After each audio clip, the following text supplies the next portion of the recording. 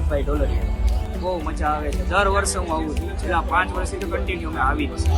દર વખતે કંઈક નવું વસ્તુ જોવા મળે. આ વખતે પણ અત્યંત મજા આવી એમ કે ના કલાક આમ બહુ મજા આવી એમ. બહુ મોટી સંખ્યામાં લોકો આવે છે. એનું કારણ એ જ છે કે અમે અહીંયા આવી મજા માણી. કલાક તો એમનેમ કે ભાઈ અલગ અલગ કલરમાં અલગ અલગ વેરાયટીમાં ફટાકડા બહુ મજા આવે. અમે ફૂટતા સ્પેશિયલ જોવા આવી છે. અમે ખુદ ફોડતા નથી પણ આમ જોવા જ આવી છે ખાલી. હા મજા જ માણવા આવી છે. કલાક રાજકોટમાં દર વર્ષે આ થાય છે, આયોજન કરવામાં આવે છે.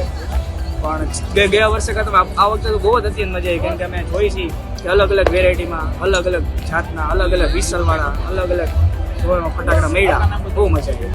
તમે જોઈ શકો છો કે આપણે રેસકોર્સ ગ્રાઉન્ડમાં ફરતી બાજુ રાજકોટના માલ જોવો હોય તો એક વખત તમે ચક્કર મારો.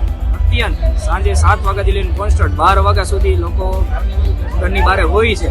સ્પેશિયલ રિંગની ફરતે તો એવી રીતે આયોજન કરવામાં આવેલું છે કે રાજકોટનો હર્ષ ઉલ્લાસ જોવા મળે છે. રિંગની ફરતે આતશબાજી તો થાય જ છે. પ્લસમાં જે માહોલ જોવા મળે છે, જે ગીત વાગે છે, જેમાં રોશનીનો શણગાર કરવામાં આવે છે, આખું રાજકોટ રંગીલું દેખાય છે કે હા રાજકોટમાં ભાઈ તહેવાર માણસો જે આવે છે ઉજવે છે એ રેસકોર્સ જોવા મળે છે.